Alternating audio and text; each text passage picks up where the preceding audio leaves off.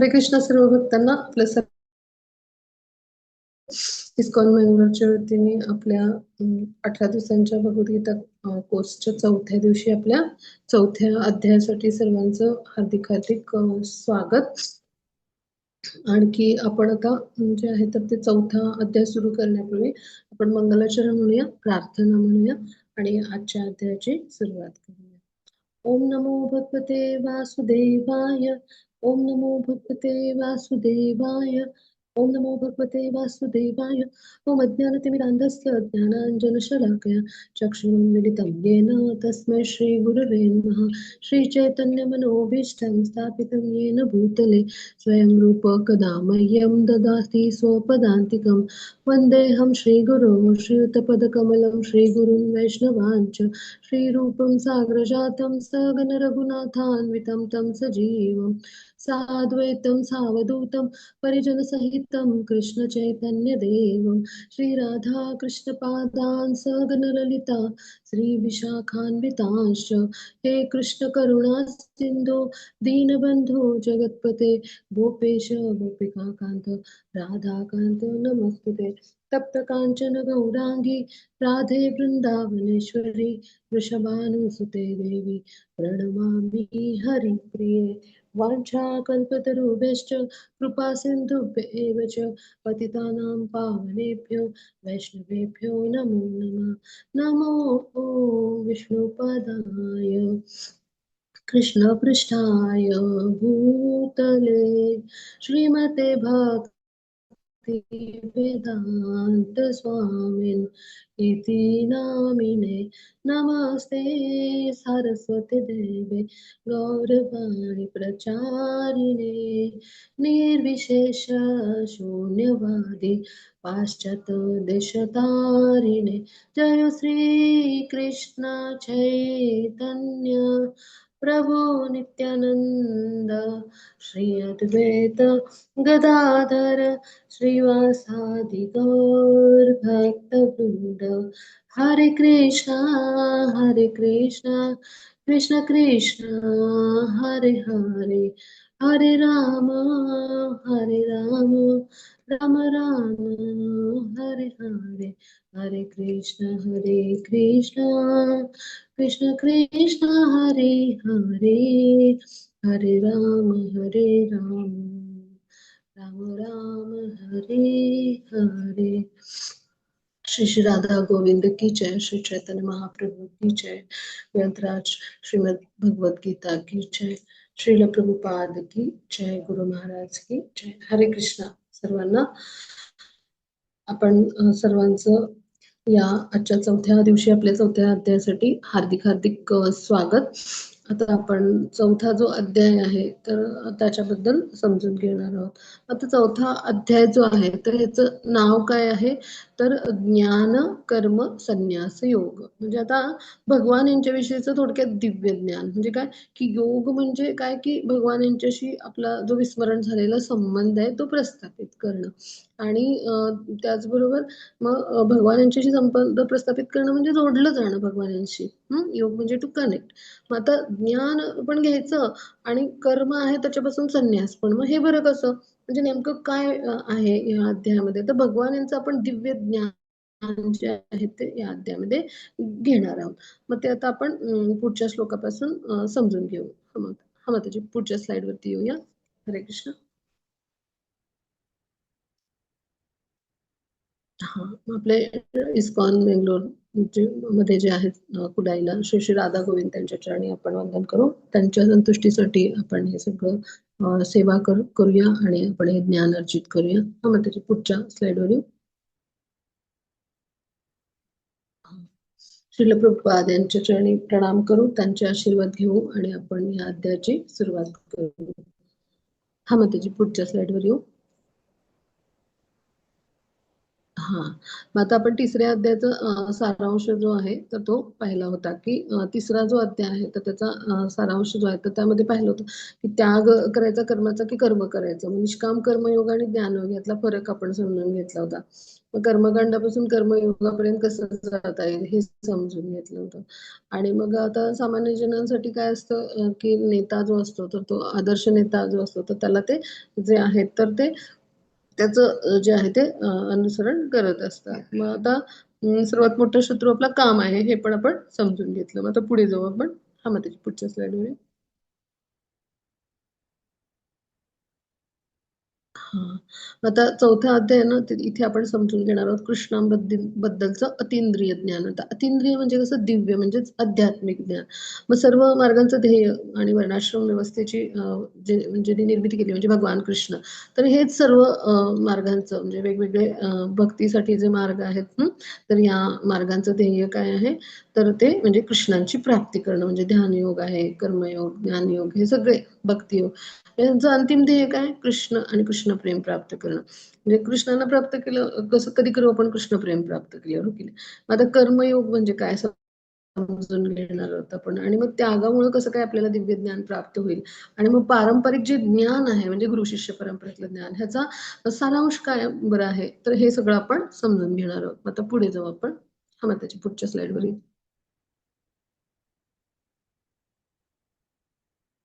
हां. आता भगवद्गीता जी आहे, तर ह्याच्या म्हणजे जी जशी आहे तशी. तर ह्याचा इतिहास पण आपण ह्या अध्यायात थोडासा समजून घेणार आहोत. आता भगवद्गीता जी आहे, तर ती प्राचीन काळापासून आपल्या या पृथ्वी तलावरती जी आहे ती उपस्थित होती. मग ती कशी बरी होती? तर ते आपण पुढच्या स्लाईडपासून समजून घेऊ. हां, माताजी पुढच्या स्लाईडवरती.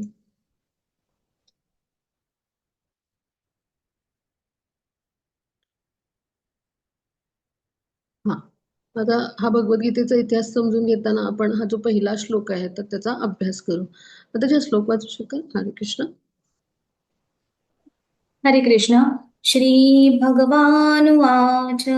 इमौ विवस्वते योगं प्रोक्तवानहमव्ययम् विवस्वान्मनवे प्राह मनुरिक्ष्वाकवे ब्रवीत्. हरे कृष्ण. कृष्ण खूप खूप धन्यवाद माताजी. खूप छान वाचलं.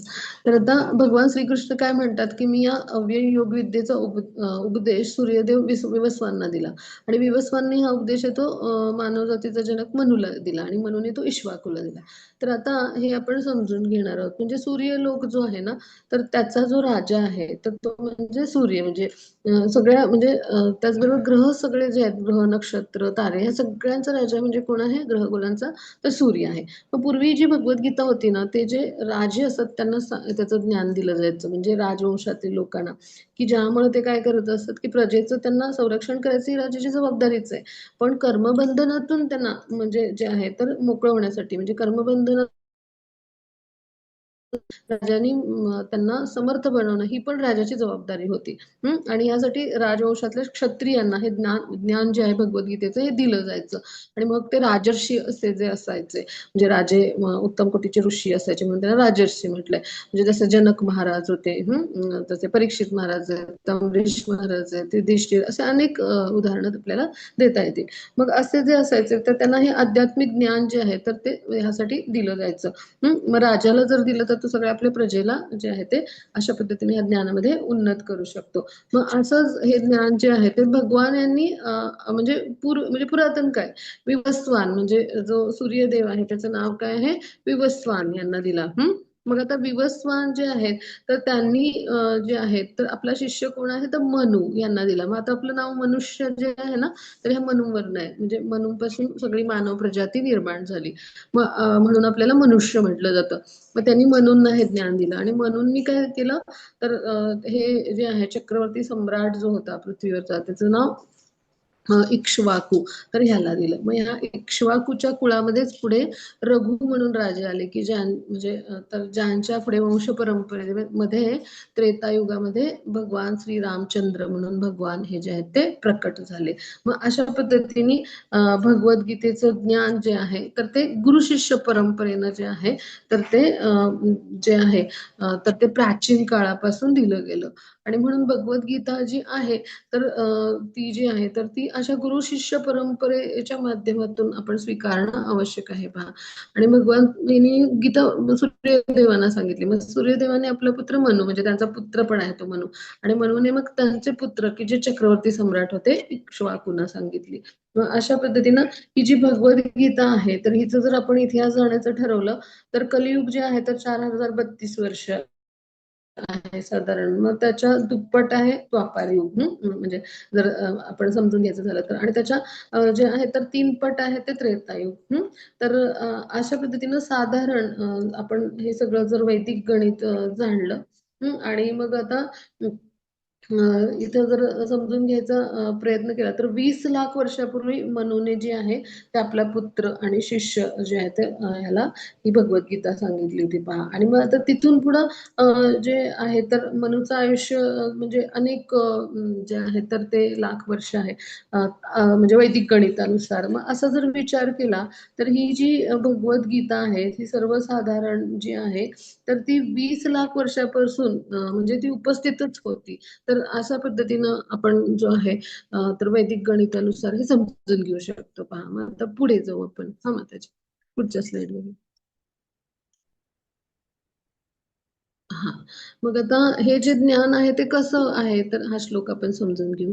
हा माताजी श्लोक वाचूया. हरे कृष्ण. हरे कृष्ण. एवं परम्परा प्राप्तमिमं राजर्षयो विदुः सकाले नेह महता योगे नष्टः परन्तप. हरे कृष्ण. हरे कृष्ण. खूप खूप धन्यवाद माताजी. खूप छान असं.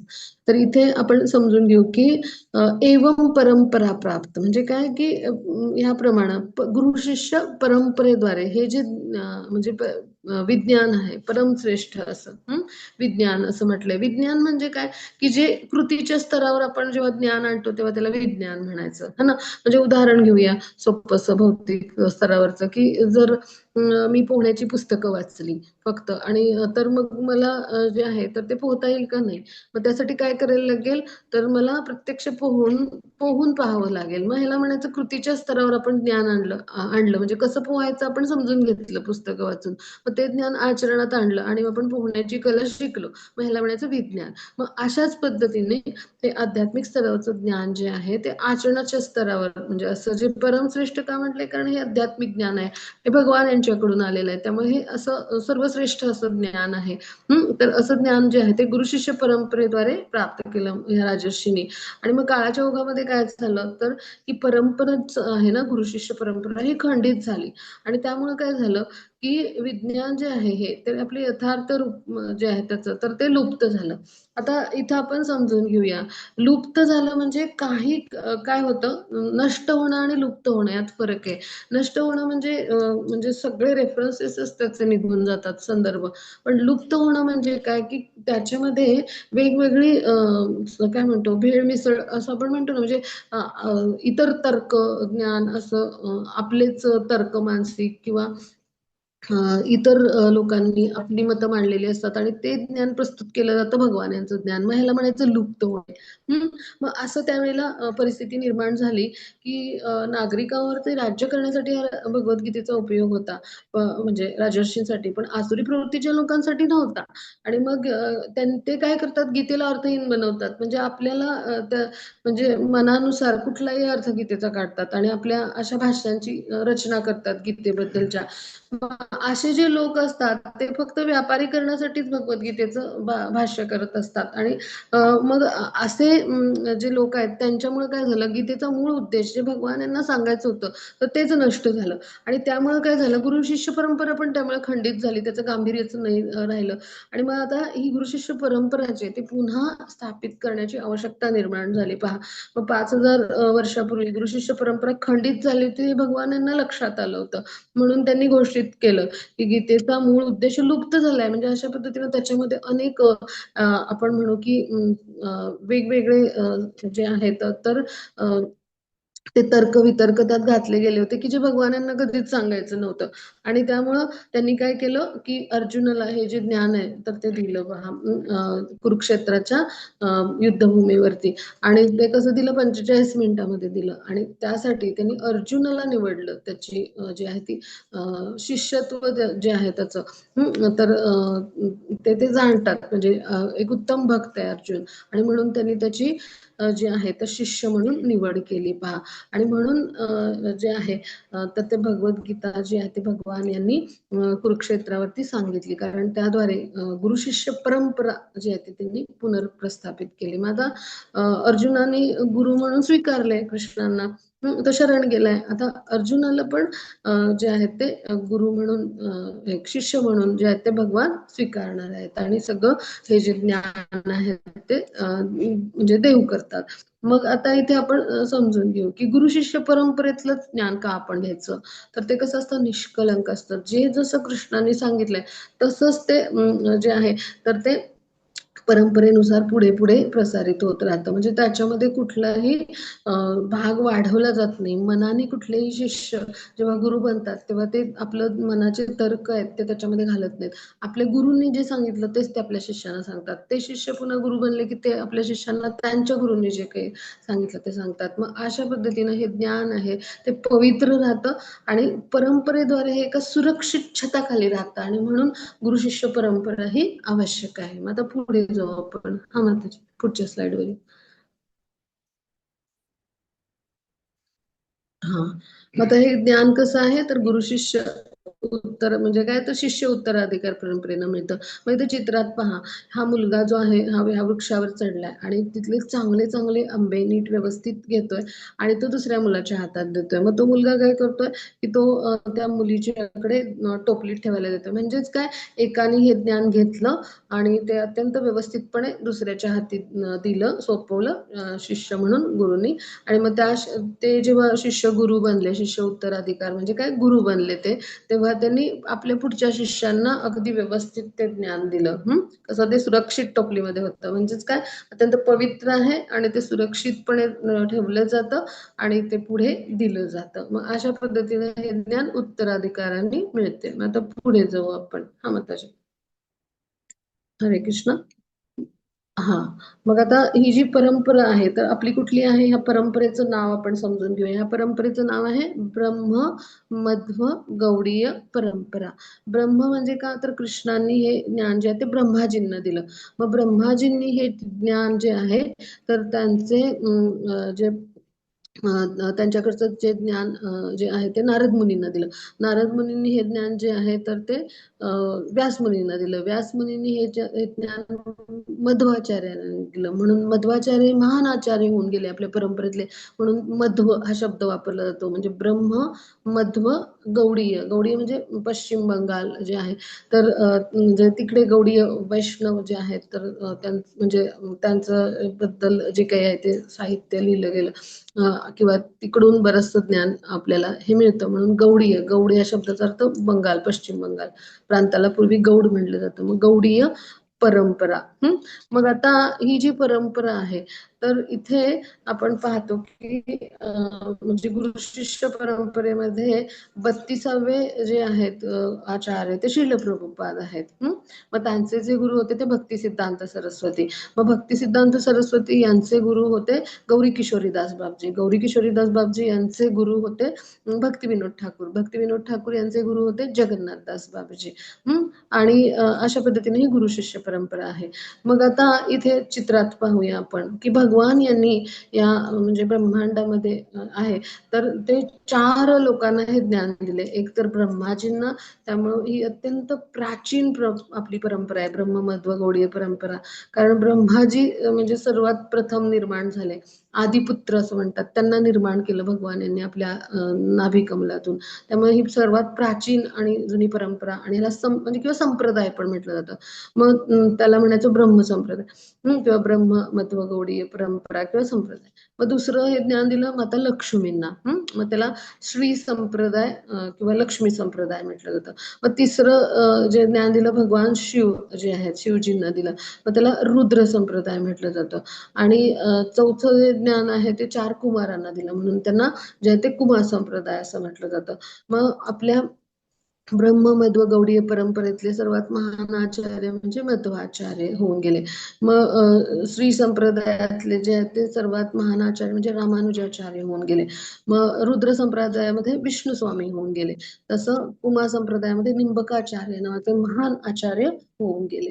मग आपण नेहमी आपल्याला जर कोणी सांगितलं की मी गुरु केलंय किंवा भक्ती तुम्ही करा, तर आपण पाहायचं की ह्या 4 संप्रदायांपैकी कुठल्या एका संप्रदायांपैकी जर गुरु असतील तरच आपण ते करायचे, अन्यथा हे 4 संप्रदाय सोडून कुठल्याही म्हणजे कुठलेही जर असतील असे गुरु, तर ते मान्यता प्राप्त आपण मानू नाही शकत. कारण त्यांच्याकडे कृष्णांनी दिलेलं ज्ञान असेलच असं नाही. कृष्णांनी फक्त या 4 लोकांना ज्ञान दिलं आणि त्यांच्या गुरु शिष्य परंपरेतून म्हणजे त्यांच्यापासून ती परंपरा सुरू झाली, शिष्य उत्तराधिकार, आणि त्याद्वारे हे ज्ञान पुढे पुढे येत राहिलं. त्यामुळे आपण पहिल्यांदा पाहायचं की कोणती परंपरा आहे, चौकशी करायची, विचारायचं. कलियुगामध्ये असे ढोंगी बाबा, ढोंगी गुरु खूप आहेत, त्यांना विचारायचं तुम्ही कुठल्या परंपरेतले, आणि तरच आपण गुरु स्वीकारायचे, अन्यथा बिलकुल स्वीकारायचे नाही. ही काळजी आपण सर्वांनी घेऊ. आता पुढे जाऊ आपण. हा माताजी, माताजी पुढच्या स्लाइड वर येऊ. हा, मग आता इकडे अर्जुन काय म्हणतो की आता तुम्ही तर म्हणता की सूर्यदेव जे विवस्वान आहेत, मग त्याची ती पुढे गेली स्लाइड, आधीची आधीची यायला हवी.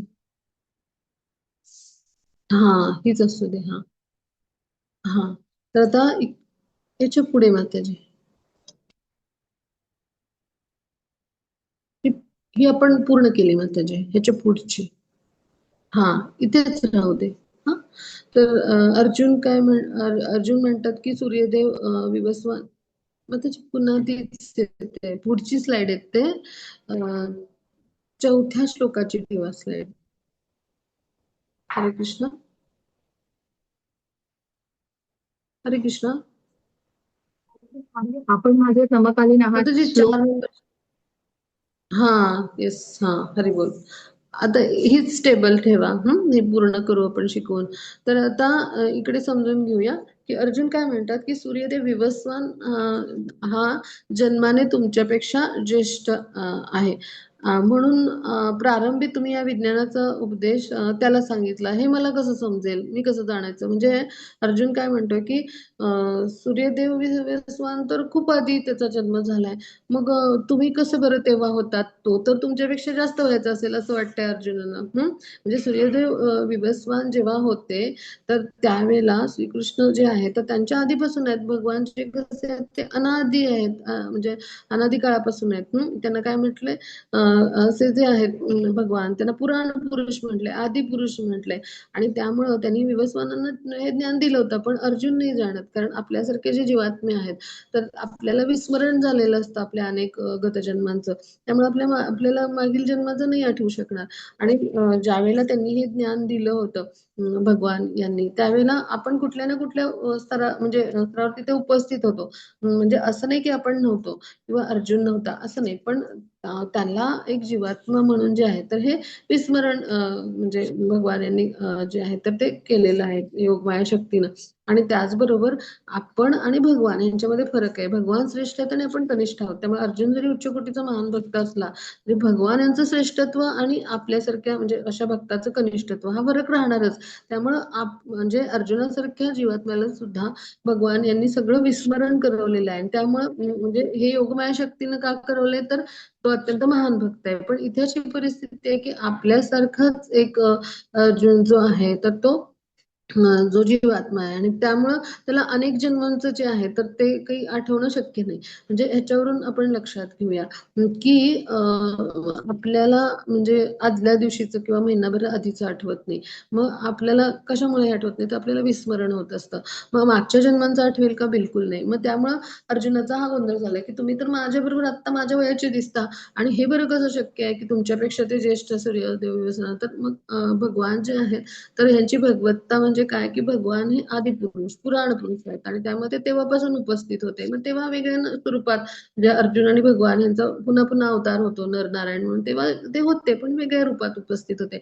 पण अर्जुनासारख्या भक्ताला त्याचं स्मरण जे आहे ते होऊ शकणार नाही. मग आपल्यामध्ये आणि भगवान यांच्यामध्ये हाच फरक आहे. भगवान यांना आपलं भूत भविष्य वर्तमान सगळं माहित असतं, पण आपल्यासारख्या जीवात्म्यांना आदल्या दिवशीचं सुद्धा आठवणार नाही. म्हणजे तर आपण म्हणजे आपल्याला हे सगळं म्हणजे ज्ञान असणं शक्य नाही. मग मग त्यावेळेला भगवान जे आहेत तर त्यांना अर्जुन विचारतो, ह्या विज्ञानाचा उपदेश त्यांना तुम्ही सांगितला कसं जाणावं? मग हा जो प्रश्न आहे तो आपल्यासारख्या जनसामान्यांना ज्ञानाचं द्वार खुलं व्हावं म्हणून अर्जुन हा प्रश्न विचारतोय. भगवान हे सर्वोच्च अधिकारी आहेत हे त्याने जाणले, मान्य केले, म्हणूनच तो शरण गेलाय त्यांना गुरु म्हणून.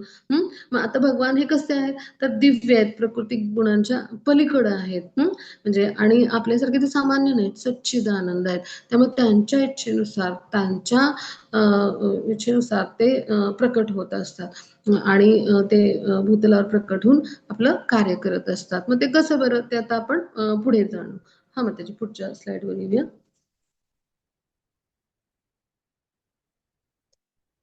हा, आता हे वैदिक गणित जे आहे तर ते आपण समजून घेऊया सगळ्यांनी. तर इकडे ब्रह्माजींचा एक दिवस आणि एक रात्री, तर ह्याच्याबद्दल आपण समजून घेऊया. म्हणजे ब्रह्माजींचा एक जो दिवस असतो तर तो म्हणजे 36,000 कल्प असतात. म्हणजे आणि मग एक 36,000 कल्प जे आहेत तर तो म्हणजे एक दिवस, मग तितक्याच रात्री बरं का. मग आता एक कल्प म्हणजे किती असतो तर 4.32 बिलियन इयर्स. मग त्या एका कल्पामध्ये 14 मनवंतर आणि 15 संध्या असतात. आता संध्या म्हणजे काय की एक युग संपून दुसरं युग सुरू होण्यासाठी आधीचा जो काळ असतो म्हणजे आपण संध्याकाळ म्हणतो पहा, म्हणजे सूर्यास्त होतो म्हणजे सूर्यास्त पासून सूर्योदयापर्यंतचा जो मधला म्हणजे जो काळ असतो म्हणजे जेव्हा सूर्य मावळलेला असतो त्याला आपण संध्या असं म्हणतो. तसंच एक युग संपून आता दुसरं युग सुरू होणार आहे, मग त्यांच्या मधला जो काळ असतो त्याला म्हणायचं संध्या. मग अशा 14 मनवंतर आणि 15 संध्या म्हणजे एक कल्प असतो. मग आता एक मनवंतर म्हणजे किती असतं तर 306.72 मिलियन वर्ष. मग आता ह्याच्यामध्ये किती असतात तर 71 दिव्ययुग असतात. तर एक दिव्ययुग म्हणजे काय तर त्यामध्ये जी आहे ती 4 युग असतात, सत्ययुग, त्रेतायुग, द्वापारयुग आणि कलियुग. मग आता कलियुग जर आपण जे आहे तर एक्स मानलं तर म्हणजे काय की त्याच्या डबल म्हणजे 2x द्वापार युग असतं. त्रेतायुग 3x आणि जे सत्ययुग आहे ते 4x. मग आता कलियुग पहा 4,32,000 वर्ष, तर त्याच्या दुप्पट म्हणजे 8,64,000 वर्ष द्वापार युग आहे.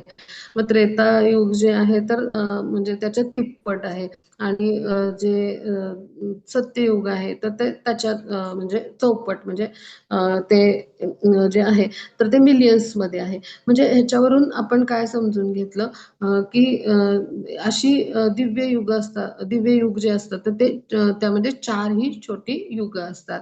मग आता इथे आपण समजून घेऊया की जेव्हा भगवान अवतरित होत असतात ना तर त्यावेळेला खरं तर युगांचा सिक्वेन्स असा आहे बरं का, सत्ययुग, द्वापारयुग, त्रेतायुग आणि कलियुग. पण जेव्हा भगवान यांचं अवतरण असतं ना तर त्यावेळेला काय होतं की त्रेतायुग आधी येतो आणि नेहमी श्रीरामचंद्रांच्या रूपात भगवान जे आहेत ते आधी अवतरित होतात त्रेतायुगामध्ये आणि त्यानंतर द्वापार युग येतं आणि तिथेच भगवान श्रीकृष्णांचा द्वापारातला अवतार होतो. म्हणजे अशा पद्धतीनं हे जे चक्र आहे हे पुन्हा पुन्हा सुरू राहतं. मग आता पुढे जाऊ आपण. हा, मग त्याच्या पुढच्या स्लाइड वरती येऊ. हरे कृष्ण.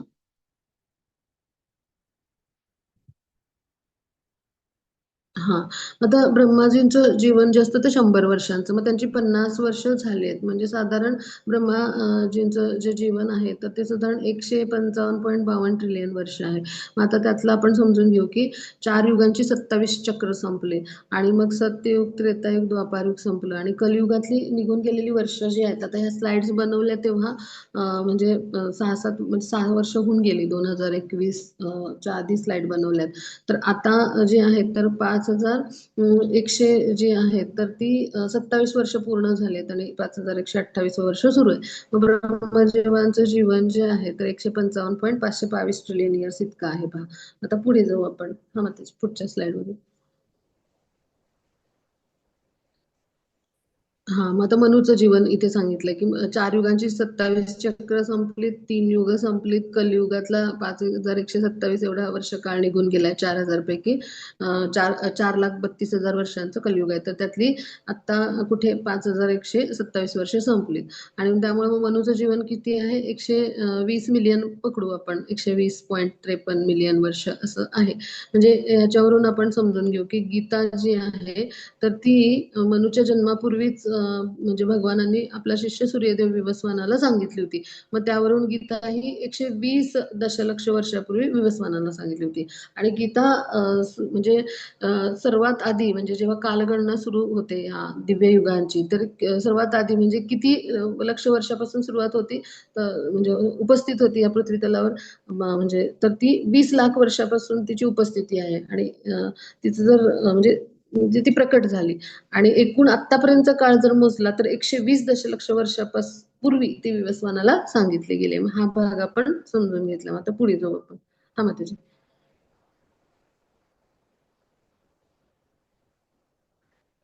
हां. मग आता इकडे आपण समजून घेऊ, की महाभारताच्या शांती पर्वामध्ये हा श्लोक आहे, की गीता पृथ्वीवर म्हणजे सांगितली गेली त्याविषयी. म्हणजे कलियुगातला निघून गेलेला वेळ जो आहे तो 5127 वर्ष आत्ताचं वर्ष धरून, आणि त्रेता द्वापार युगातला पण निघून गेलेली वर्ष अशी जर आपण मोजली तर गीता 20 लाख वर्षापूर्वी पृथ्वीवर प्रकट झाली होती. सगळ्यांनी लक्षात ठेवूया. पहिलं प्राकट्य 20 लाख वर्षापूर्वी गीतेचं.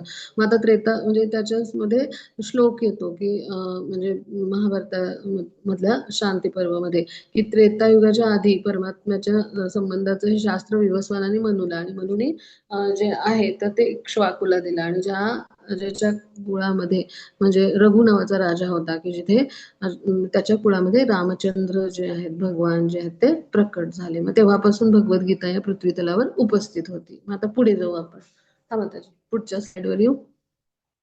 हा, मग ब्रह्मदेवांचा दिवस आपण समजून घेतला. ब्रह्मदेवांचा एक तास किती आहे पहा इकडे, हे वैदिक गणित. ब्रह्मदेवांचा 1 मिनिट किती आहे पहा, 6 लक्ष वर्ष. आणि ब्रह्मदेवांचा 1 सेकंद म्हणजे 1 लक्ष वर्ष. म्हणजे अशा पद्धतीनं हे जे आहे ते वैदिक गणित आपण समजून घेऊ. जसं जसं आपण वरच्या लोकात जाऊ, ब्रह्मलोक हा सर्वात म्हणजे काय म्हणू, सर्वात उच्च लोक आहे. तर तिथे जसं जसं वरती जाऊ तसं आपलं काळाचं गणित जे आहे म्हणजे काळ जो आहे तो मंदावत जातो, आणि त्यामुळे ही इतकी वर्ष येतात. आता पुढे जाऊ आपण. हा मग त्याचा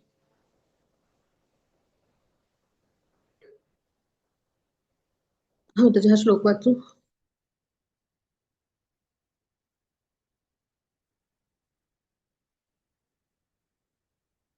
हरे कृष्ण. हरे कृष्ण.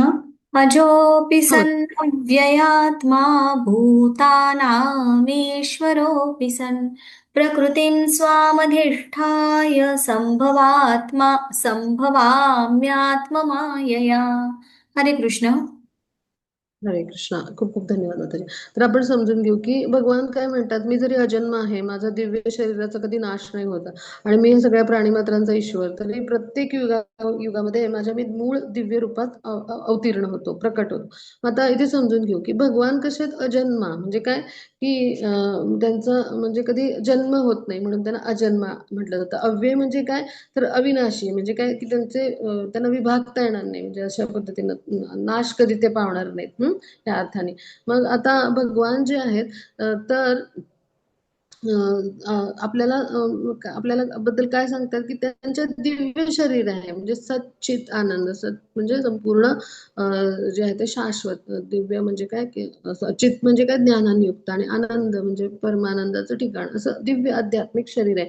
आपल्यासारखं भौतिक शरीर नाहीये भगवान यांचं, आणि त्यामुळे ते आपल्या सर्वांचे ईश्वर आहेत. आपल्या सर्वांचे जे सर्वोच्च नियंत्रण करतो त्याला ईश्वर म्हणतात. जो मुक्तीदाता असतो त्यांना प्रभू म्हणतात. मग भगवान हे सगळेच आहेत आपल्यासाठी, ईश्वर आहेत, प्रभू आहेत, म्हणजे सर्वोच्च नियंत्रण करणारे आपले असे.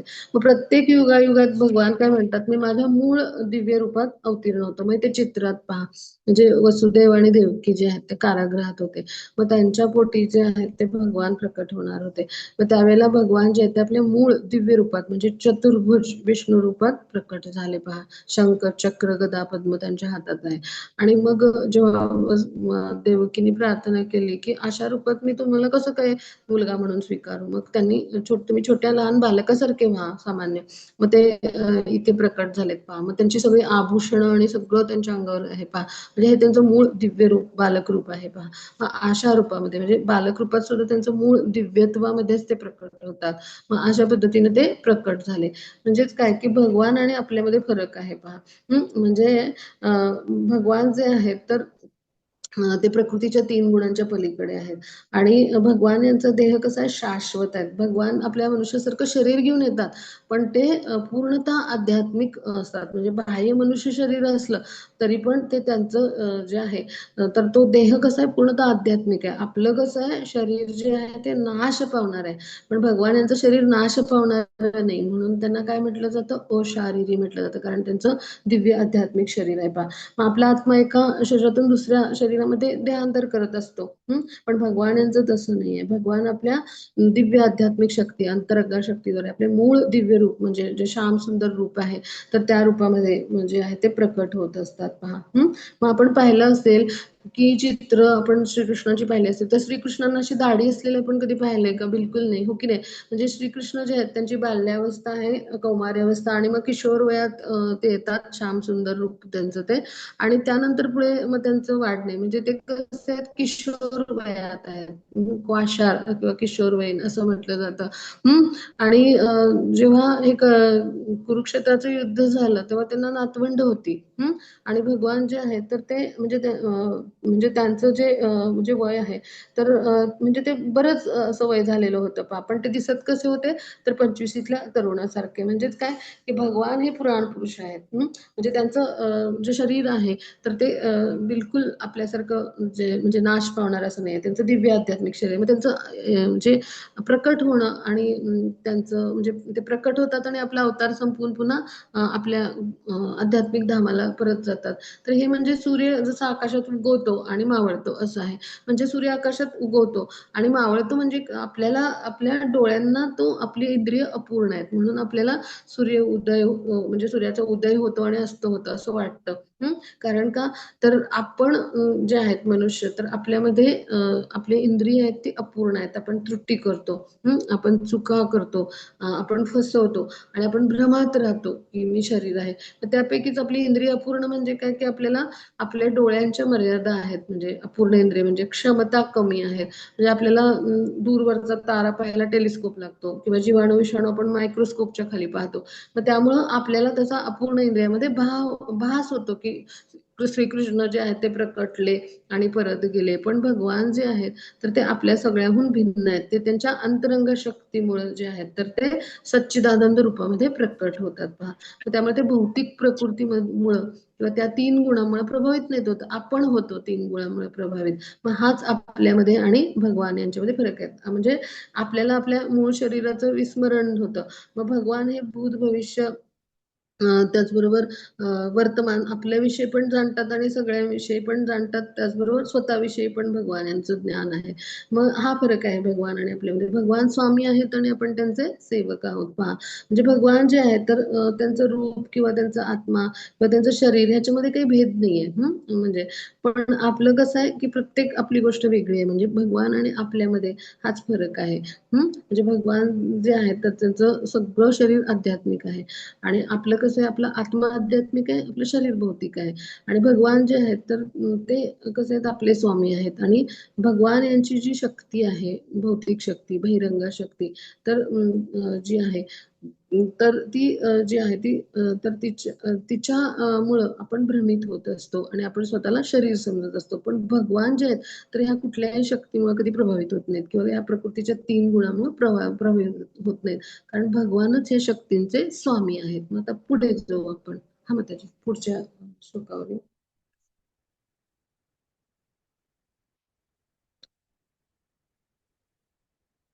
हा माताजी वाचन श्लोक. यदा यदा हि धर्मस्य ग्लानिर्भवति भारत अभ्युत्थानमधर्मस्य तदात्मानं सृजाम्यहम्. हरे कृष्ण. कृष्णा, खूप खूप धन्यवाद म्हातारी. तर आता आपण समजून घेऊ की जेव्हा भगवान, हा अत्यंत प्रसिद्ध श्लोक आहे, जेव्हा धर्माचरणाचा ऱ्हास होतो आणि अधर्मी लोकांचं वर्चस्व वाढतं, तर तेव्हा भगवान काय म्हणतात की हे भारता, म्हणजे भरत राजाच्या वंशातला जो अर्जुन आहे त्याला भारता हे संबोधन प्रेरणा देण्यासाठी वापरतात, की मी प्रकट होतो, अवतीर्ण होतो. म्हणजे काय, की इथे समजून घेऊया, इथे चित्रात पहा सगळ्यांनी, की वासुदेव आणि देवकी यांचा विवाह झाला. आणि मग पूर्वी पद्धत होती की भरपूर सारे म्हणजे जे आहेत ते घोडे, दासी, हत्ती, सुवर्ण, असं सगळं देऊन रथातून पाठवणी करत मुलीची. म्हणजे मग त्यावेळेला जी आहे देवकी जी आहे, तर तिला जे आहे तिला पाठवणी करायला कंस तिला रथातून देवकी वसुदेवांना नवविवाहित जोडप्याला घेऊन चालला होता. मग तेव्हा आकाशवाणी झाली की फार काय आनंदी व्हायची तू गरज नाहीये कंसा. तर तू देवकीच्या पोटी जन्म घेणारा जो 8वा पुत्र आहे तो तुझा वध करेल. म्हटल्यावर ताबडतोब त्याने देवकीचे काय केले, जे काय ते केस खेचले आणि तलवार काढली आपल्या मनातून. म्हणजे असे जे असतात लोक अधर्मी, म्हणजे काय की असुरी प्रवृत्तीचे, बिलकुल त्यांनी विचार नाही केला की ही आपली भगिनी आहे, आणि त्यांनी लगेचच तिचा वध करायचं ठरवलं. मग वासुदेव जे होते ते अत्यंत बुद्धिमान होते. त्यांनी चतुराईने काय सांगितलं की आता तरी तिला काही पुत्र नाही आहे आणि त्यामुळे तुला काही तिच्यापासून धोका नाही आहे, आणि समजा मला पुत्र झाला तर मी तुझ्या आणून स्वाधीन करेन. मग त्यामुळे तुला काही धोकाच राहणार नाही. त्यामुळे तुझी ती बहीण आहे आणि नुकताच तिचा विवाह झालाय, तर तिला तू म्हणजे मारू नकोस. मग कंसाला हे पटलं बरं का. मग त्यांनी आपली उपसलेली तलवार म्यानामध्ये घातली. मग ह्याच्यावरून आपण काय समजून घ्यायचं, की अशा पद्धतीचे जेव्हा अधर्मी लोक वाढतात, म्हणजेच काय होतं की ते अधर्मी म्हणजे दुष्ट पापी लोक वाढतात. मग त्यामुळे काय होतं, अधर्माचं प्रमाण वाढतं, दुराचारी लोकांचं प्रमाण वाढतं, आणि ते धर्माचरणी लोक असतात त्यांना त्रास देत असतात. मग त्यावेळेला अशा अधर्मी जे लोक आहेत, तर त्यांचं प्रमाण वाढल्यानंतर धर्माचरणाचा ऱ्हास होतो धर्माचरणी लोकांचा. मग त्यावेळेला भगवान स्वतः अवतीर्ण होतात. मग भगवान यांच्या अवताराचं कारण काय आहे, तर भगवान स्वतःच्या मूळ रूपात प्रकट होतात पहा. आणि ते ब्रह्मदेवांचा एक दिवस, त्यातलं 7वा मनु जो आहे तर त्याचं 28व्या युगात म्हणजे चतुर्युगामध्ये आणि द्वापार युगाच्या शेवटी प्रकट होतात. आणि त्यामुळे द्वापार युग जे आहे तर त्याच्या शेवटी भगवान श्रीकृष्णांच्या अवताराचं प्राकट्य असतं, आणि याचं चक्र सुरूच राहतं बरं का. तर भगवान स्वइच्छेनं कधी पण निर्माण होतील. असं नाहीये की ते भगवान जे आहेत ते 7व्या मनुच्या 28व्या चतुर्युगाच्या द्वापार युगाच्या अंतीच त्यांनी आलं पाहिजे असं पण काही नाहीये. तर ते त्यांच्या इच्छेने कधी पण प्रकट होऊ शकतात, पण साधारण हा क्रम आहे. आता हे कशामुळे आहे, तर धर्मतत्व जी आहे तर ती वेदामध्ये म्हणजे वेद जे आहे ते भगवानांची वाणी आहे, आणि वेदामध्ये जे भगवानांचे उपदेश आहेत तर ती धर्मतत्व म्हणून सगळीकडे आपण प्रसारित करतो, प्रचार केला जातो. म्हणजे ती धर्मतत्व आहेत भगवान यांचे वाणीतून आल्यामुळे. तसंच भगवद्गीता म्हणजे प्रत्यक्ष रणांगणावर भगवान यांनी दिलेल्या जे आहेत ते उपदेश आहेत, म्हणजे त्यांची वाणी आहे, मग ती धर्मतत्व आहे. मग ती धर्मतत्व आपल्यासारखा दोषयुक्त मनुष्य जो 3 गुणांनी प्रभावित होतो तो नाही प्रस्थापित करू शकत. त्यासाठी भगवान जे आहेत ते दोषरहित आहेत. म्हणजे ते स्वतःच म्हणजे हे धर्मतत्व प्रस्थापित करू शकतात, आणि त्यामुळे ती दोषरहित असतात. अन्यथा आपल्यासारख्या दोषयुक्त व्यक्तींचं हे काम नव्हे. त्यामुळे भगवान जे आहेत ते स्वतः येतात आणि अशी धर्मतत्व जी आहेत तर ती प्रस्थापित करतात पहा. आणि त्याद्वारे ते काय करत असतात, की स्वतः अवतरित होऊन ही जी धर्मतत्व आहेत ती पुन्हा प्रस्थापित करतात, आणि पुढे आपल्या म्हणजे जे आहेत जे भक्त आहेत त्यांचा उद्धार करण्यासाठी, दुष्टांचा नाश करण्यासाठी आणि धर्माची अशा पद्धतीने ते पुनर्स्थापना करतात. तर आता आपण पुढच्या श्लोकामध्ये पाहूया. हा मग त्याची पुढच्या श्लोकावर येऊ. हा माताजी, पुढच्या श्लोकावर येऊ. हरे कृष्ण. हा, मग आता हा श्लोक वाचू आपण. हा माताजी, हरे कृष्ण. हरे कृष्ण. परित्राणाय साधूनां विनाशाय च दुष्कृतां धर्मसंस्थापनार्थाय संभवामि युगे युगे. हरे कृष्ण. हरे कृष्णा. तर आता आपण समजून घेऊया की आता परित्राणाय साधूना, साधू म्हणजे कृष्ण भावनाभावित व्यक्ती. मग आता ह्या साधूंना परित्राणाय म्हणजे त्यांचा उद्धार करण्यासाठी, म्हणजे अशा साधू पुरुषांचं रक्षण करण्यासाठी आणि दुष्टांचा नाश करण्यासाठी, विनाश करण्यासाठी आणि धर्माची पुनर्स्थापना, म्हणजे ही धर्मतत्व प्रस्थापित करून धर्माची पुनर्स्थापना भगवान करतात. यासाठी प्रत्येक युगायुगामध्ये भगवान जे आहेत ते प्रकट होतात. मग असे जे लोक आहेत म्हणजे दुष्ट, तर त्यांना दुष्टांचा नाश करण्यासाठी भगवान प्रकट होतात. मग आता त्यांना काही आपला एखादा शिष्य किंवा एखादा भक्त पण पाठवून दुष्टांचा नाश करता येईल, त्यासाठी भगवान यांना काही याची गरज आहे. पण भगवान जे आहेत ते स्वतः येतात. का येतात? तर आपल्या भक्तांच्या सांत्वनासाठी. म्हणजे पहा, आपण शाळेमध्ये पाहतो की आपण लहानपणी आपल्याला कोणी त्रास दिला किंवा काही खोडी काढली, तर मग आपण आपल्या पेरेंट्सना सांगतो, पालकांना. मग ते आपल्या वर्ग शिक्षकांकडे किंवा आपल्या स्कूल टीचर म्हणजे जे आपले जे प्रिन्सिपल असतात त्यांच्यापर्यंत काही गंभीर विषय असेल तर म्हणजे सांगूया म्हणून येतात. म्हणजे आपल्या मुलाबाळांसाठी त्यांचे पालक येतात. मग तसंच आपले परमपिता पालक स्वामी म्हणजे भगवान आहेत. मग ते आपल्या भक्तांना त्रास दिलेला त्यांना बिलकुल आवडत नाही. ते सुपुत्र सुपुत्री आपण सगळे आहोत भगवानांचे. वासुदैव कुटुंबकम म्हणून म्हटले. मग त्यामुळे भगवान स्वतः येतात. म्हणजे कुठल्या पित्यांना आवडेल आपल्या मुलाला त्रास दिलेला, हो की नाही? मग आपल्या भक्तांच्या उद्धारासाठी म्हणजे त्यांचं प्रेमाचं आदान प्रदान असतं भगवान आणि भक्त यांच्यामध्ये, आणि म्हणून भगवान स्वतः येतात. पहा, आसुरी लोक भक्तांचा नेहमी छळ करतात. म्हणजे आता एक प्रल्हाद महाराज तर आसुरी कुळात जन्म झाला त्यांचा. मग त्यांना हिरण्यकश्यपूनी पिता असून सुद्धा भरपूर छळ केला. मग श्रीकृष्णांच्या माता देवकी आणि वसुदेव जे पिता आहेत त्यांचा कंसाने त्याला तुरुंगात टाकलं, खूप छळ केला. तर त्यावेळेला त्यांचा उद्धार करण्यासाठी आणि जे आहे ते कंसाचा वध करण्यापेक्षा त्यांना देवकीचा उद्धार करायचा होता आणि यासाठी ते अवतरित झाले. पहा, आणि अशा दुष्ट असुरांचा म्हणजे जो आहे तो वध करण्यासाठी भगवान जे आहेत तर ते पुन्हा पुन्हा या पृथ्वी तलावरती अवतरित होत असतात. मग भगवानांचे असे अनेक अवतार आहेत. पहा, म्हणजे जो खाली येतो म्हणजे कुठून तर आध्यात्मिक जगतातून म्हणजे गोलोक वृंदावन मधून जो खाली येतो त्याला म्हणायचं अवतार. मग भगवानांचे असे अनेक अवतार आहेत. पुरुषावतार, गुणावतार, लीलावतार, शक्त्यावेश अवतार, मन्वंतर अवतार. मग अशा पद्धतीनं भगवान जे आहेत ते युगायुगामध्ये अवतरित होत असतात. मग इथे कंसाला पहा, त्याचा वध केला भगवान यांनी अशा पद्धतीने. कंसाचा म्हणजे तो दुष्ट होता आणि तो गतजन्मीचा कालनेमी राक्षस होता, म्हणजे आसुरी प्रवृत्तीचाच होता. मग त्याचा भगवान यांनी काय केला? वध केला. मग आता पुढे जाऊ आपण.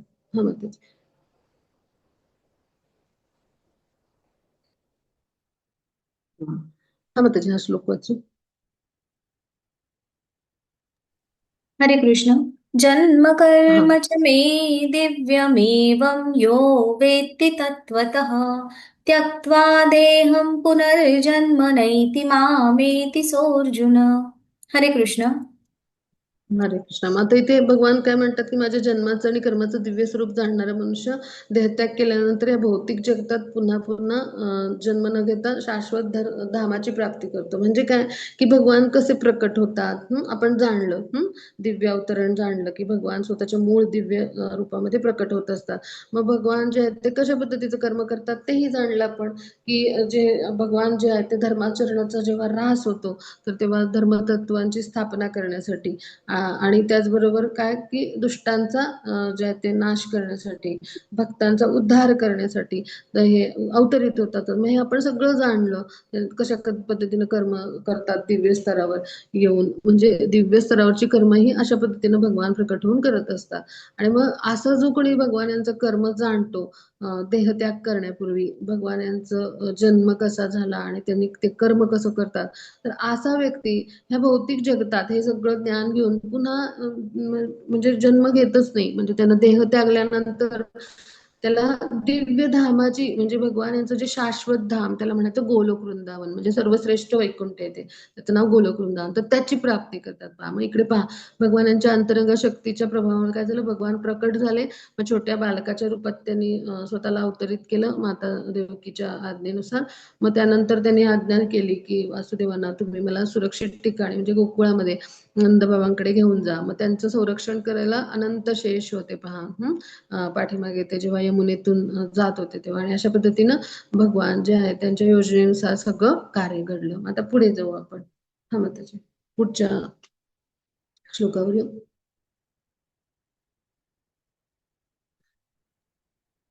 हा, मग कृष्ण आणि आपल्यातला फरक काय की कृष्णांचं रूप कसं आहे, आध्यात्मिक आहे, आपलं रूप भौतिक आहे.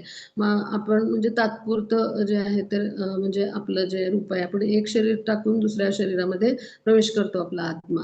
मग आपलं शरीर कसं आहे तर स्थूल शरीर म्हणजे आपलं बाह्य शरीर, मग सूक्ष्म शरीर म्हणजे मन, बुद्धी, अहंकार. आणि त्याच्या आतमध्ये म्हणजे त्या सर्वात आतमध्ये आपला आत्मा असतो. म्हणजे आपला आत्मा सूक्ष्म आणि स्थूल शरीराने जो आहे तो आच्छादित असतो. मग जे आपण आहोत ते मायेद्वारा नियंत्रित आहोत आणि मायेचे नियंत्रक कोण आहेत? तर भगवान श्रीकृष्ण आहेत. मग आपल्यामध्ये आणि श्रीकृष्णामध्ये हा फरक आहे. आता पुढे जाऊ आपण. हा मग पुढच्या स्लाइडवर येऊ.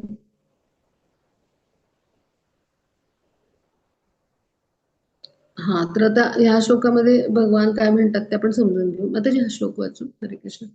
हरे कृष्ण.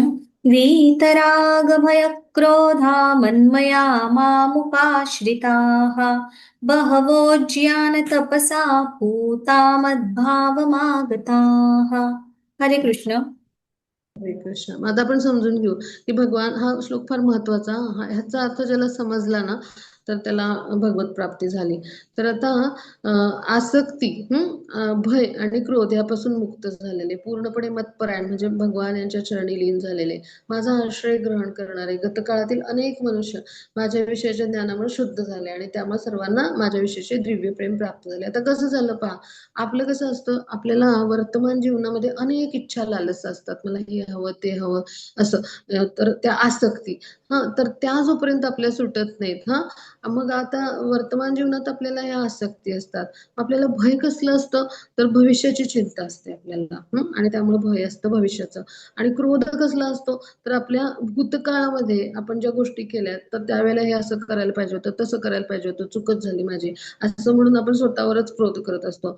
मग ह्या सगळ्यांपासून जोपर्यंत आपण मुक्त होत नाही ना तोपर्यंत आपल्यावरती भगवान यांची कृपा होऊ शकणार नाही किंवा भगवान यांना आपण प्राप्त नाही करू शकणार. आणि म्हणून भगवान सांगतात की जे ह्या सगळ्या वर्तमानातल्या आसक्ती, भविष्यातलं भय आणि भूतकाळातला क्रोध हे ह्यांच्यापासून जे मुक्त होतात तर तेच भगवान यांच्या म्हणजेच काय, ते भगवान यांना पूर्ण शरण जाऊन भगवान जे आहेत त्यांच्या चरण कमलांचा जेव्हा आश्रय घेतात तेव्हा मतपरायण म्हणजे भगवान यांच्या चरणी जे लीन झालेले भगवान भगवतपरायण, मत म्हणजे माझ्या परायण म्हणजेच भगवतपरायण झालेले, मग असे जे आहेत भगवान यांचा आश्रय घेणारे, भगवान हेच आपले स्वामी आहेत आणि आपण त्यांचे सेवक आहेत, ह्या भावामध्ये जेव्हा येतात तेव्हा ते शुद्ध होतात, प्रकृतीच्या 3 गुणांच्या पलीकडे जातात. कारण आसक्ती संपली, भय संपलं, क्रोध हे सगळे विकार संपले.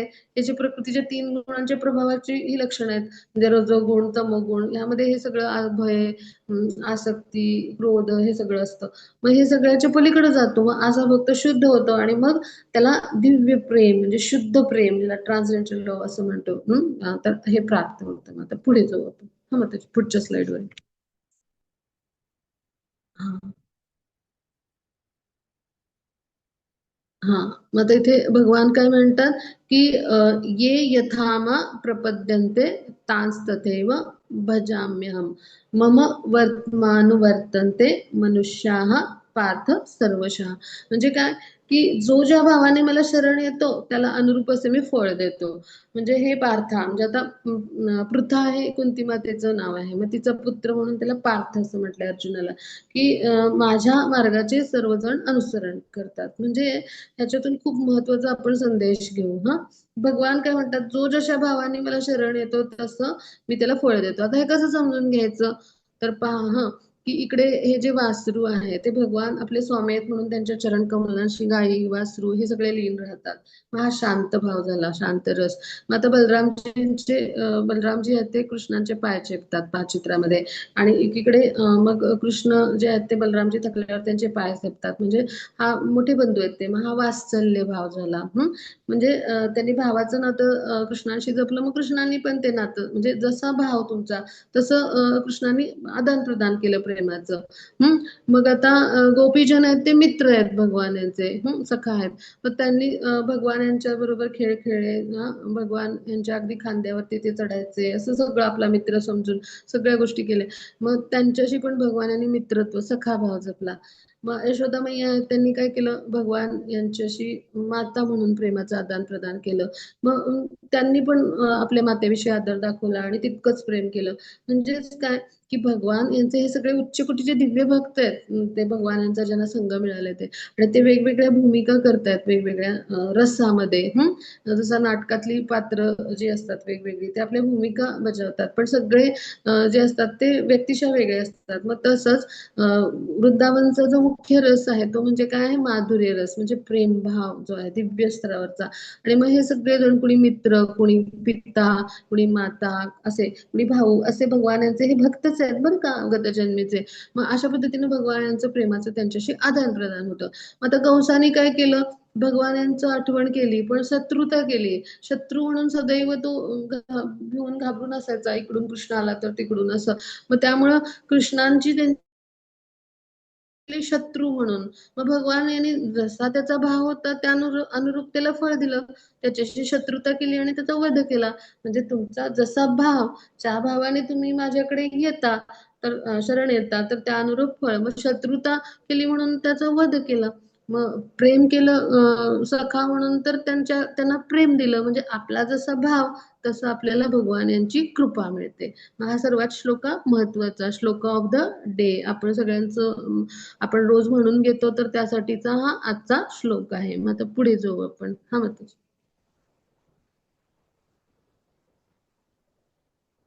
हां. मग मनुष्य या जगात काय करतो, की सकाम कर्म सिद्धीची इच्छा करतो म्हणून देवतांची आराधना करतात, आणि मनुष्याला ह्या सकाम जगात सकाम कर्मापासून त्वरित फळ मिळतात, फळप्राप्ती होते. म्हणजे काय, की आपल्यासारखे मनुष्य काय करतात या भौतिक जगतामध्ये, मग आपल्याला असं वाटतं, की आपल्याला भरपूर संपत्ती मिळावी, मग आपण लक्ष्मी देवीची आराधना करतो. मग आपल्याला असं वाटतं, की आपल्याला उत्तम आरोग्य मिळावं, मग सूर्यदेवाची उपासना करतो. मग आपल्याला उत्तम पत्नी मिळावी, मग माता पार्वतीची उपासना. म्हणजे सकाम म्हणायचं याला, इच्छेने कर्म केलं जातं काहीतरी मिळावं म्हणून. मग त्यानुसार आपण आराधना केली तर ते देवता जे आहेत ते भगवान यांच्या सेवेमधले प्रशासकीय सेवक आहेत, आणि त्यांना जी वरदानं मिळालेली आहेत ही पण भगवान यांच्याकडून काहीशा शक्ती मिळालेल्या असतात. मग त्या देवता जे आहेत ते त्यांना आराधना केल्यावर प्रसन्न होतात आणि त्यांना ते वरदान देऊन टाकतात. मग त्यामुळे सकाम कर्म म्हणजे अशा इच्छांची फलप्राप्ती लगेच होते. आणि त्यामुळं जे आहे तर सकाम जे कर्म करणारे लोक आहेत त्यांना ही प्राप्ती झाल्यामुळं जे आहे तर त्यांची म्हणजे जी इच्छा पूर्ण होते. पण हे वरदान सुद्धा क्षणभंगूर असतात. जेव्हा प्रलय होतो त्यावेळेला काय होतं, की सगळं ब्रह्मांड हे नष्ट होतं. तर त्यावेळेला आपल्यासारखे जीवात्मे पण जे आहेत त्यांची शरीरं नष्ट होतात. मग त्यावेळेला आपले जे उपास्य दैवते आहेत, अशा वेगवेगळ्या देवता हे पण नित्यबद्धच आहेत आपल्यासारखे. मग ते म्हणजे असे सकाम कर्मी आणि त्यांची उपास्य दैवत ही सुद्धा सगळी नष्ट होऊन जातात. मग आता पुढे जाऊ आपण. मग त्याच्या पुढच्या स्लाइडवर येऊ. हा मग त्याचा हा श्लोक वाचू. हरे कृष्ण. हरे कृष्ण. चातुर्वर्ण्यं मया सृष्टं गुणकर्म विभागशः तस्य कर्तारमपि मां विद्य कर्तारमव्ययम्. हरे कृष्ण. हरे कृष्ण.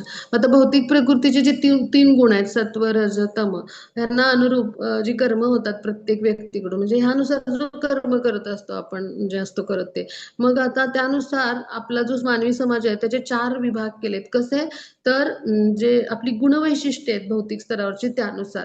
आणि मग या सगळ्या व्यवस्थेचा जरी भगवान स्वतः करता, म्हणजे त्यांनी हे निर्माण केलंय, पण भगवान कसे आहेत तर अव्यय, म्हणजे अविनाशी आहेत, आणि त्यामुळं ते कसे हे सगळं करतात. पण भगवान कसे सर्वश्रेष्ठ त्यागाचं प्रतीक म्हणजे भगवान आहेत. काल आपण पाहिलं ना षडेश्वर्यापैकी, तर सर्वश्रेष्ठ त्याग करणारे भगवान आहेत. त्यामुळे सगळं काही करतात पण अकर्ता, म्हणजे सगळ्यापासून अलिप्त राहतात भगवान.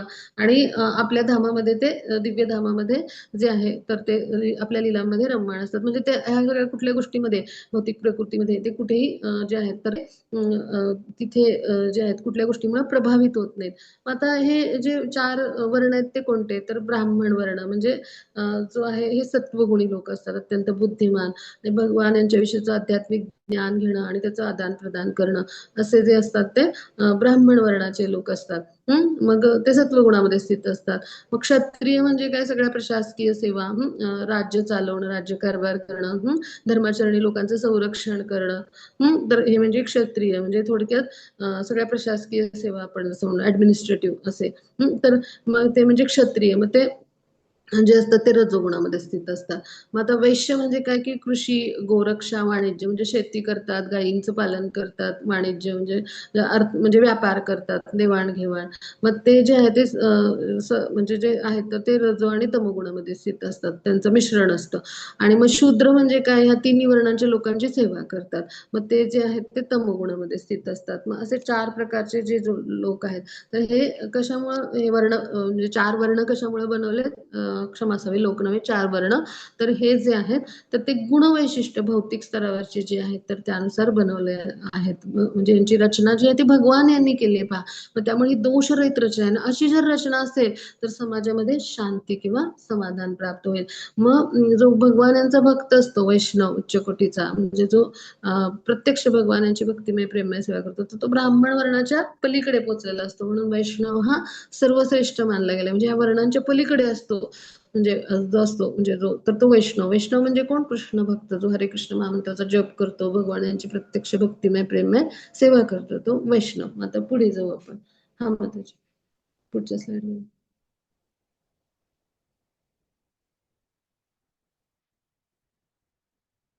हा, मग आता भगवान काय म्हणतात? नमाम कर्माणि लिंपंती न मे कर्म फले स्पृहा इति माम योभिजानाति कर्मभिर्न सबध्यते. म्हणजे कोणत्याही कर्माने भगवान कधी बद्ध होत नाहीत. कारण भगवान कसं आहे, आपल्या सगळ्यांच्या म्हणजे पेक्षा भगवान वेगळे आहेत. म्हणजे 3 गुणांच्या पलीकडे आहेत. तसंच कुठलीही भगवान कर्मफळाची अपेक्षा पण करत नाहीत. कारण भगवान आत्मतृप्त आहेत. आणि भगवान यांच्याविषयी हा जो जाणतो मनुष्य, म्हणजे आपण हे तर सगळ्यांनी जाणलं, आपण जेवढे इतके लोक आहोत इथे, तर हे सगळे म्हणजे तर ह्यांनी हे जाणलं की भगवान कधी बद्ध होत नाही त्या भौतिक प्रकृतीमध्ये आणि कुठल्या कर्मफळाची अपेक्षा पण करत नाहीत, कारण ते आत्मतृप्त आहेत. मग भगवान यांच्याविषयीचं हे दिव्य ज्ञान म्हणजे हे सत्य जाणलं आपण, तर आपण सुद्धा कर्मफळांनी कुठल्या बद्ध होणार नाही. म्हणजे केवढं मोठं वरदान आहे पहा, ही फलश्रुती आहे भगवान यांच्याविषयीचं दिव्य ज्ञान जाणून घेण्याची.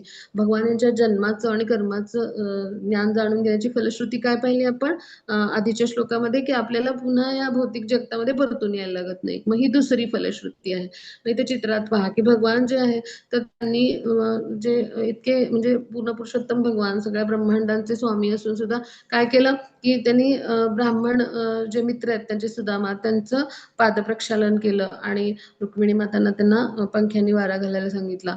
मग आपण प्रतिज्ञा केली होती की युद्धामध्ये भाग घेणार नाही, तरी पण त्यांनी काय केलं, की जे युद्ध होतं कुरुक्षेत्राचं, तिकडे भीष्मांनी जेव्हा बाण सोडले तर त्यावेळी त्यांनी अर्जुनाच्या रथाचं चाक जे आहे तर ते घेतलं आणि त्यांच्यावर भिरकावलं पहा. म्हणजे त्यांना क्रोध आला होता, पण ती पण एक कृपाच होती भीष्म पितामहांच्यावर. मग अशा पद्धतीनं त्यांनी ते चक्र भिरकावलं. मग ते चक्र जिथं जाऊन पडलं ते त्याला एक चक्रधाम असं पश्चिम बंगालमध्ये ते जे आहे ते शहर आहे. मग आता इकडे त्यांनी काय केलं, गोपालन केलं, आपल्या सखांबरोबर जाऊन ते गायी चरायला घेऊन जायचे. मग अर्जुनाचे ते सारथी झाले पहा. म्हणजे भगवान जे आहेत ते आपल्या भक्तांसाठी कसे भक्तवत्सल, म्हणजे भक्तांच्या सेवेमध्ये यायला त्यांना फार आवडतं. भक्तांच्या इच्छा पूर्ण करायला, त्यांच्या आज्ञांचं पालन करायला भगवान यांना प्रेमाखातर त्या आज्ञांचं पालन करायला आवडतं. मग अर्जुनाचे सारथी बनले पहा ते. म्हणजे युद्धामध्ये इतका कोलाहल असतो, आवाज येत असतो, की कुठल्या बाजूला वळायचंय हे सांगायला जो क्षत्रिय असतो, धनुर्धर असतो लढणारा, तो काय करतो, की सारथ्य करणारा असतो. तर त्याला डाव्या बाजूला वळायचं असेल तर डाव्या खांद्यावर लाथ मारतो, उजव्या बाजूला वळायचं असेल तर उजव्या खांद्यावर लाथ मारतो. मग अशा पद्धतीनं सारथ्य केलं भगवान यांनी म्हणजे अर्जुनाचं. म्हणजे ह्याच्यातून आपल्याला काय समजतं, की भगवान जे आहेत ते आपल्या भक्तांच्या प्रेमाखातर त्यांच्या म्हणजे सगळ्या आज्ञांचं पालन करायला आणि त्यांच्यासोबत प्रेमाचं आदान प्रदान करायला प्रकट होत असतात. मग त्यामुळं भगवान यांना कसली आकांक्षाही नसते, आत्मतृप्त आहेत आणि ते कुठल्याही कर्माने बद्धही होत नाहीत. आणि असे दिव्य जे असतात भगवान यांना जाणणारे मनुष्य, तर ते सुद्धा कुठल्या कर्मफळांनी बद्ध होत नाहीत. मग आता पुढे जाऊ आपण. हा माताजी, पुढच्या श्लोकावर येऊ. हा माताजी, पुढच्या स्लाइडला येऊ. हां, मग आता इकडे कर्माच्या गुंतागुंती समजणं कठीण आहे आणि म्हणून मनुष्यानं काय केलं पाहिजे, कर्म, विकर्म आणि अकर्म म्हणजे काय जाणलं पाहिजे. मग कर्म म्हणजे काय, आपण जी कृती करतो ती. मग विकर्म म्हणजे काय, की जे शास्त्रांच्या विरुद्ध सांगितलंय, निषिद्ध सांगितलंय ते विकर्म. आणि अकर्म म्हणजे काय, तर अकर्माचे 2 अर्थ होतात. कर्म बिलकुलच न करणं आणि अकर्माचा अर्थ काय होतो, की अकर्म म्हणजे असं कर्म की ज्याला पाप किंवा पुण्य अशा कुठल्याही फलदायी प्रक्रिये म्हणजे परिणाम नाहीये. म्हणजेच काय की असं कर्म की ज्याला पाप पण म्हणजे पापाचं किंवा पुण्याचा असं कुठलाही परिणाम नाही मिळणार. मग असं कर्म म्हणजे कुठलं कृष्ण भावना भावित कर्म किंवा आध्यात्मिक कर्म की जे आपण कृष्णांना केंद्रस्थानी मानून कृष्णांच्या संतुष्टीसाठी करतो आणि त्यामुळे काय होतं त्याला कुठलाही परिणाम नाही मिळत. कृष्ण त्याचं दायित्व घेत असतात. मग असं कृष्ण कर्म आपण करणं आवश्यक आहे. अन्यथा काय होईल आपल्याला कर्माच्या बंधनात बांधतात आणि ते चित्रात दाखवले असं 84 लक्ष योनीमधून प्रवास घडतो. आता पुढे जाऊ आपण. हा मग पुढच्या स्लाइडवर.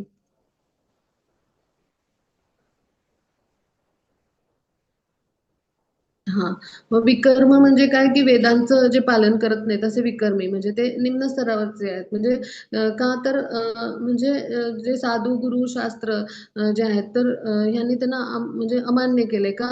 तर असे जे मनुष्य आहेत तर ते विकर्मी म्हणजे काय वेदांच्या आज्ञेचं पालन करत नाहीत. म्हणजे 4 नियमक तत्वांचा मांसाहार करू नये, सत्याचं आचरण करावं. त्यानंतर व्यसनाधीनता असू नये, अनैतिकता असू नये.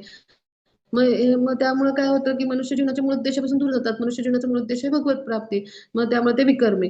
मग कर्मी म्हणजे काय, की धार्मिक शास्त्राचं पालन म्हणजे आता वेदामध्ये कसं आहे, की वेद म्हणजे काय आहे, की ज्ञानकांड पण आहे, भक्तिकांड पण आहे, उपासनाकांड पण आहे. तर त्यामुळे वेदामध्ये सगळंच हे ज्ञान आहे बरं का. मग धार्मिक शास्त्रांचं पालन करण्यासाठी काही म्हणजे केलं जातं. मग तिथं काही यज्ञ आहेत स्वर्गप्राप्ती करण्यासाठी त्यानंतर म्हणजे उच्च लोकात स्थान मिळवण्यासाठी. मग हे जे आहेत तर ते कसं आहे, की तिकडे आकर्षित होतात लोक आणि असे उच्च लोकात स्थान मिळण्यासाठी यज्ञ करतात काहीतरी अपेक्षेने. कर्मी म्हणजे काय? सकाम इच्छेने. मग त्यांना उच्च लोकात स्थान मिळतं, पण तिथलं पुण्य संपलं की ते पुन्हा भूलोकात परत येतात. म्हणजे हे कर्मी. आणि अकर्मी म्हणजे काय, की कृष्णांच्या भक्ती संबंधीच्या स्तरापर्यंत भक्तिसेवेच्या स्तरापर्यंत ते उन्नत झालेले असतात. म्हणजे भौतिक लाभासाठी जर आपण कर्म केलं तर आपल्याला पुन्हा मृत्यूच्या फेऱ्यात यावं लागेल, कर्मबंधनात गुंतावं लागेल, हे ते जाणतात ज्ञानाने आणि त्यामुळे ते केवळ आणि केवळ भगवान श्रीकृष्णांची सेवा करतात. मग ह्याला म्हणायचं अकर्मी. म्हणजे ते प्रत्येक कर्म कृष्णांसाठी करतात. म्हणजे कृष्ण भावनाभावित कर्म करतात. मग त्याला कुठलाही परिणाम नसतो. मग हे अकर्मी असतात. मग असे कोण आहेत? नारद मुनी आहेत. त्यांनी केवळ आणि केवळ कृष्ण भक्तीचा प्रचार प्रसार केला. मग आता पुढे जाऊ आपण. हा माताजी पुढच्या स्लाइडवर येऊ.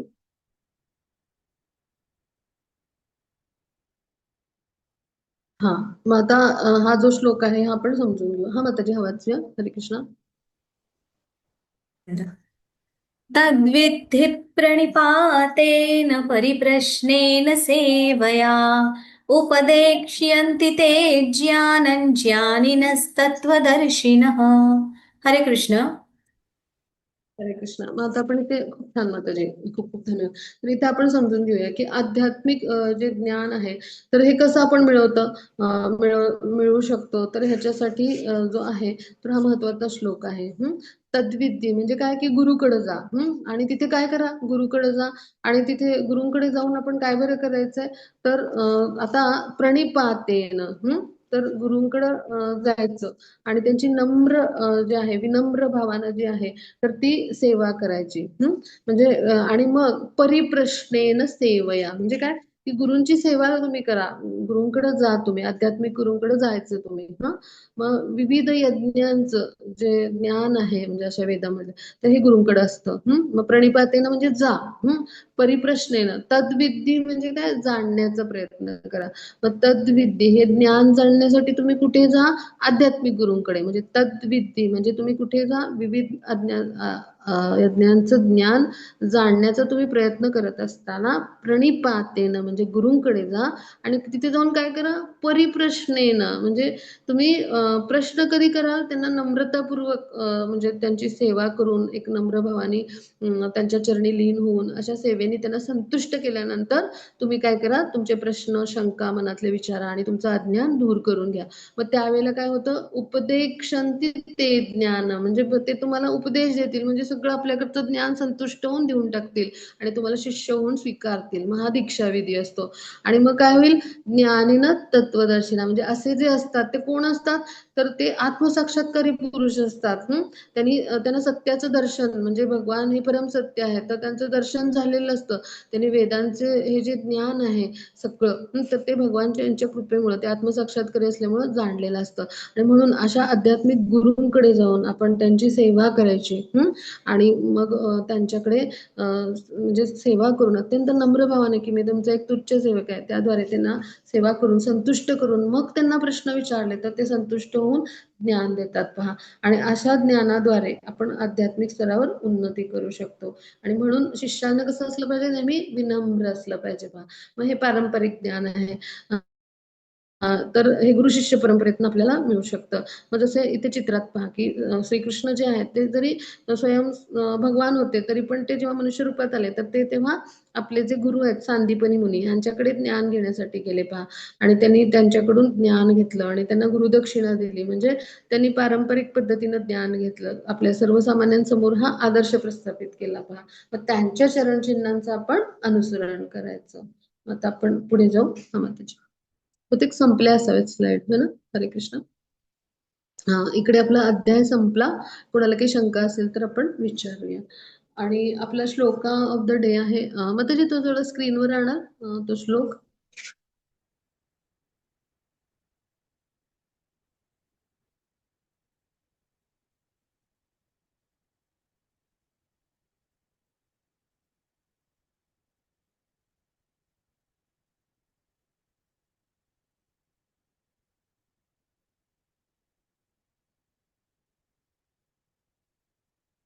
हा, हरी बोल, खूप छान. हा, कोणाकोणाला म्हणायचं त्यांनी म्हणूया, हँड रेज करूया. दिसतंय सगळ्यांना? हरे कृष्ण. हा माताजी. मग ते सगळ्यांना अनम्यूट करावं लागेल.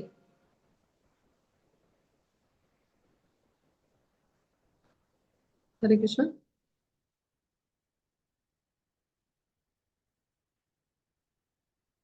हा, माझा आवाज ऐकू येतो सगळ्यांना? हरे कृष्ण. हरे कृष्ण. हरे कृष्ण. हो हो हरे आहे. कृष्णा. हा. माझा आवाज ऐकू येतो सगळ्यांना? हो हा, हो. आपण सगळ्यांना हो हो हो माताजी.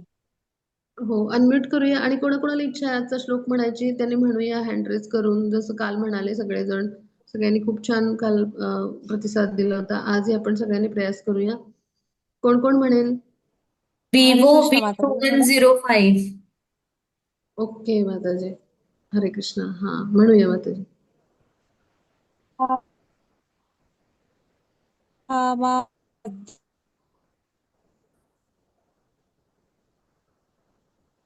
आवाज नाही येतोय माताजी त्यांचा. ते माताजींना मनुष्याः बहुतेक. पार्थ सर्वशः.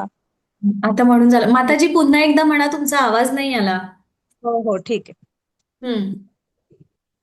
ये यथा मा प्रपंदे सर्या परत म्हणतो. ये यथा मा प्रपदन्ते तांतस्थैव भजाम्यहम् मम वर्तानुवर्तन्ते मनुष्याः पार्थ सर्वशः. माताजी एकदा आम्ही म्हणते, मग तुम्ही म्हणा. ये यथा मां प्रपद्यन्ते ये यथा मां प्रपद्यन्ते तांस्तथैव भजाम्यहम् तांस्तथैव भजाम्यहम्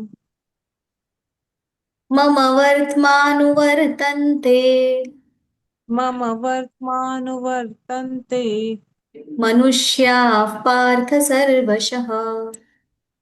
मनुष्याः पार्थ सर्वशः. खूप छान हरी माताजी. बोल.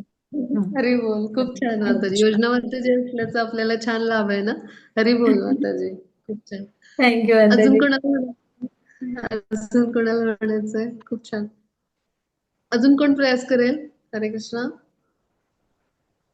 आज सगळ्यांना झोप आली बहुतेक, हो ना? बिलकुल सगळे शांतच आहेत. आपली उशिरा पण वेळ असते ना, त्यामुळे बहुतेक झोप येत हो. असेल सगळ्यांना. काल सगळ्यांनी पटापट हँड रेस केले होते. हा. आज एकदम सगळे झोपी गेल्यासारखे शांत आहेत म्हणून म्हटलं झोप आली असावी बहुतेक. हरे हरी बोल. कृष्ण. हरे कृष्ण हा प्रभूजी. प्रभू. प्रणाम, हा दंडवत प्रणाम. माताजी. सादर प्रणाम. ऐकतोय आम्ही, माताजी झोपलो नाही. हरी बोल. नाही मी अशी गंमत करत असते. असं काही नाही, सगळे छान ऐकतायत मन लावून. बिलकुल हललेले नाहीयेत म्हणजे सगळेजण एकदम मन लावून ऐकतायत मला समजलंय. थोडं आपण हसत खेळत पण असायला हवं ना. हा प्रभू म्हणूया.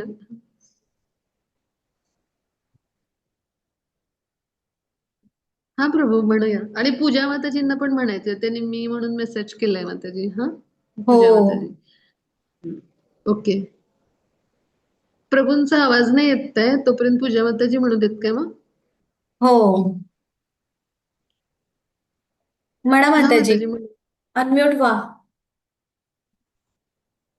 रिक्वेस्ट पाठवली पूजा माताजी. हा. ये यथा मां प्रपद्यन्ते तांस्तैव भजाम्यहम् मम वर्त्मानु मम वर्त्मानुवर्तन्ते मनुष्याः पार्थ सर्वशः. हा, छान म्हटलं हरी बोल. माताजी. हरी हरी बोल. बोल. खूप छान. अजून कोण आणि म्हणणार आहे? आहे दीपा माताजी. अनम्यूट व्हा. ओके. दीपा ये माताजी. यथा हा. हा हा ये यथा मा प्रपद्यन्ते तां तथैव भजाम्यहम् मम वर्त्मानुवर्तन्ते मनुष्या पार्थ सर्वशः. खूप छान हरी माताजी. बोल. फक्त तो जो हरी बोल. शब्द आहे ना, तांस तथैव नाही, तांस तथैव आपण कसं म्हणतो, तां तांस तथ तथैव. हा तावर वचा अनुस्वार घ्यायचा, तांस तथैव. ओके. संसार हरी म्हणतो बोल. ना तसं तांस तथैव. करेक्ट. ओके. हा. खूप छान माताजी. मला पण हा भाग छान शिकायला मिळाला. हरी बोल. हा. श्यामा माताजी. हा बोलते बोलू. हा, म्हणा आवाज येतो माताजी. का? हो हो, खूप हो छान. येतो. आवाज येतो. हा. हो. हा ये येतो. यथा मां प्रपद्यन्ते तांस्तैव भजाम्यहम् मम वर्त्मानुवर्तन्ते मनुष्या पार्थ सर्वशः. हरी बोल. खूप छान. हरी बोल. छान प्रयत्न. ये आता सगळे यथा छान मां बोलतोय. प्रपद्यन्ते तांस्तथैव भजाम्यहम् मम वर्तमानुवर्तन्ते मनुष्याहं पार्थ सर्वशः. हरे हा, कृष्ण. छान प्रभूजी. हरे कृष्ण. हरी बोल. आता सगळे सगळे पोपटासारखे सुरू झाले. असं असं छान मजा येते ना. हरी बोल. खूप छान प्रयत्न सगळ्यांनी छान केले. अजून कोण म्हणणार आहे? प्रियांका माताजी, अजून रुपाली कोणाला प्रयत्न? माताजी, श्रावणी माताजी, श्रीराम प्रभूजी, स्वरा माताजी. म्हणा, चुकलं तर मी आहेच. हम्म. हा माताजी आहेत पहा. हो माताजी. पूजा माताजी, आला तुमचा आवाज आम्हाला व्यवस्थित. आता कुणाला प्रश्न आहे का? तोपर्यंत कुणाला इच्छा झाली तर सांगूया की म्हणायचंय म्हणून. कोणाला प्रश्न आहे का? आपण आता जो अध्याय शिकला किंवा आतापर्यंत 3 अध्याय पूर्ण करून आज 4था केला. ह्याच्यात कुणाला शंका असली तर आपण विचारूया. प्रश्न काही असला तर कुठला भाग समजला नसला तर आपण विचारून घेऊया. आहे का प्रश्न असा कुणाला? किंवा काही भाग नाही समजला असं काय असेल तर विचारूया.